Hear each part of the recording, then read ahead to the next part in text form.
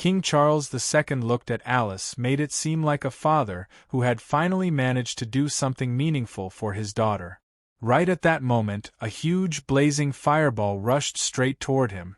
A second later, a deafening explosion burst across the battlefield. During those final moments, King Charles II remembered the day he first brought Alice into his life. Back then, she had been a lonely and pitiful child. He had promised her that she would have a home from that day on. He had also promised that he would protect her like a real father.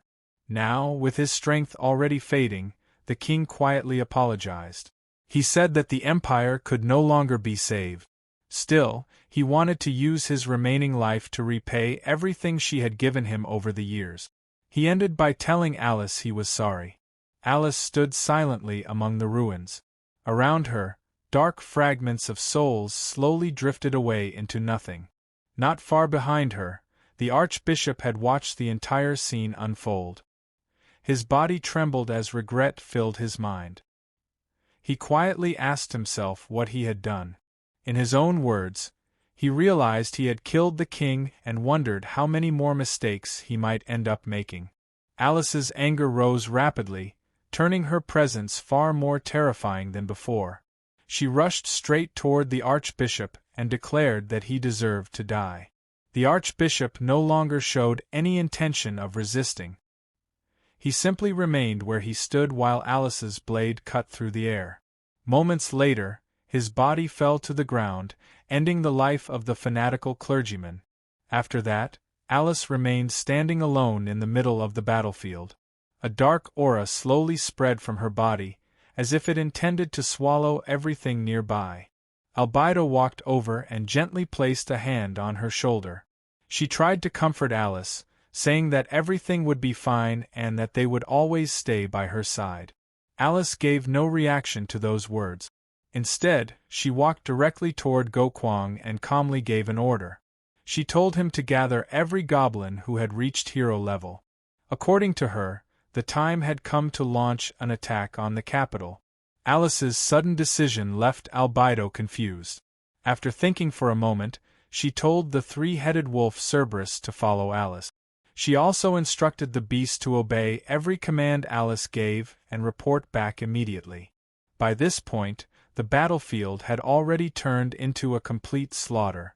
Meanwhile, on another part of the battlefield, the Empire's knights were still fighting. At the same time, they kept urging the Holy Mother to leave immediately.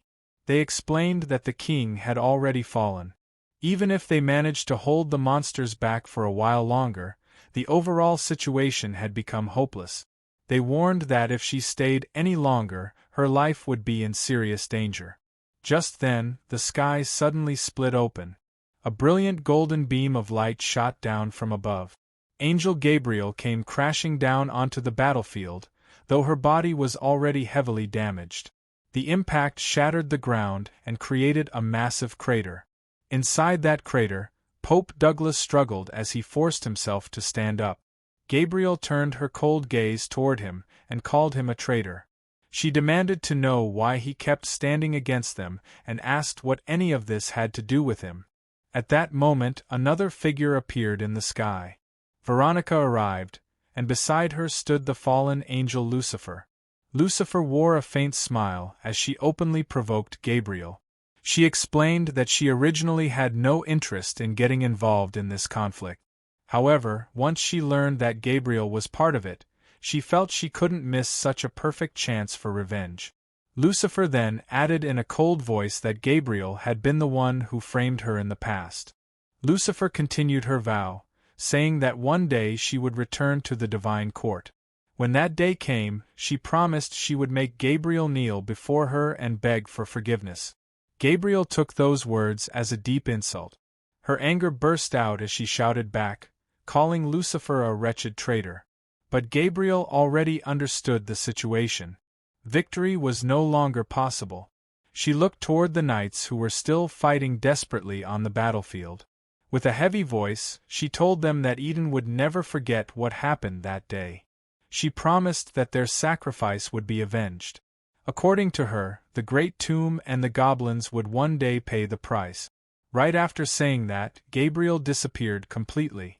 Left behind was Pope Douglas, who had already lost the strength to continue fighting.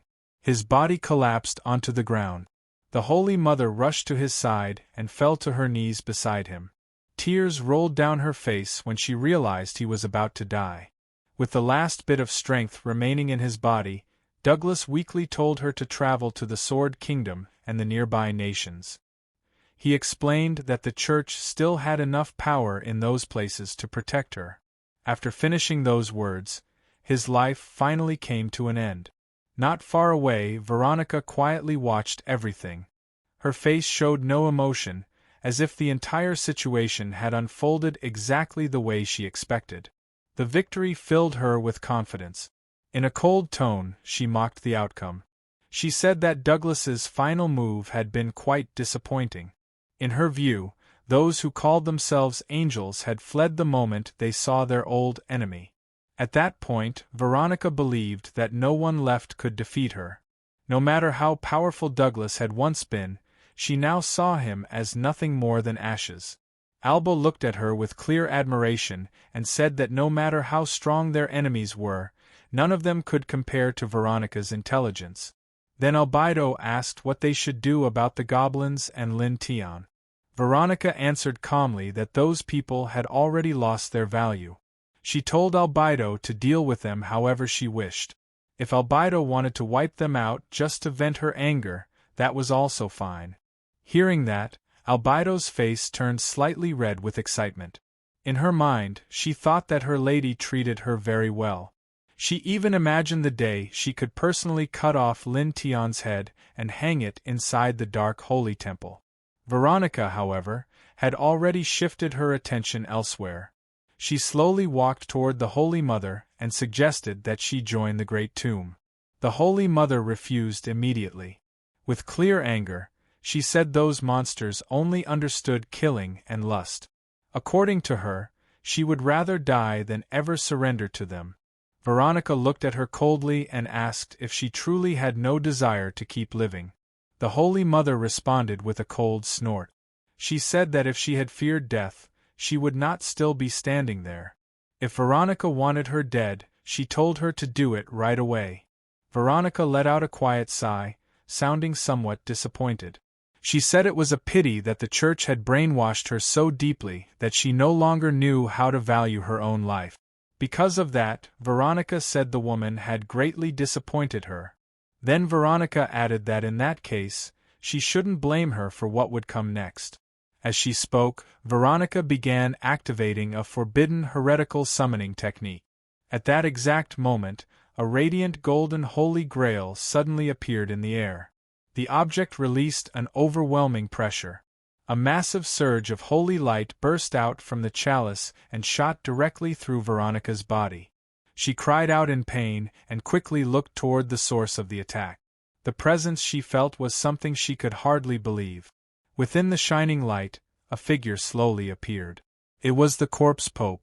In his hand was the endless Holy Grail, a sacred artifact capable of allowing even the dead to cast world-class magic. Veronica, shaken by the sight, demanded to know how he had managed to escape the kingdom of shadows. The corpse pope answered in a cold voice that Douglas had sacrificed himself to bring his soul back. The purpose was simple: revenge. At that moment, holy power erupted violently across the battlefield. The corpse pope shouted that before he disappeared again, he would send the entire demon legion to hell. To defend herself, Veronica immediately summoned the ancient entity known as the Old Worm. Just like that, a clash between two terrifying powers began.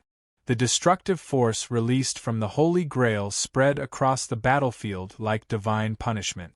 Everything in its path was swept away. Monsters across the battlefield screamed as holy flames burned through them. The power was far beyond what most of them could handle. Even Albedo was struck by the attack. She cried out desperately, calling for Lady Veronica to save her.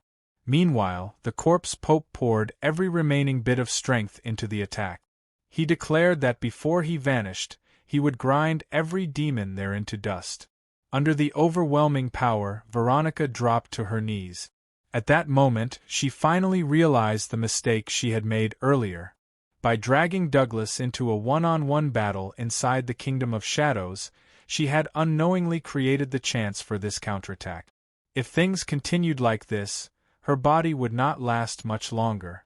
Standing on the edge of defeat, Veronica's eyes turned crimson with hatred. She shouted that they had forced her to do this. Right after that, she activated the supreme forbidden technique. It was the heretical summoning of Warum, the ancient ruler,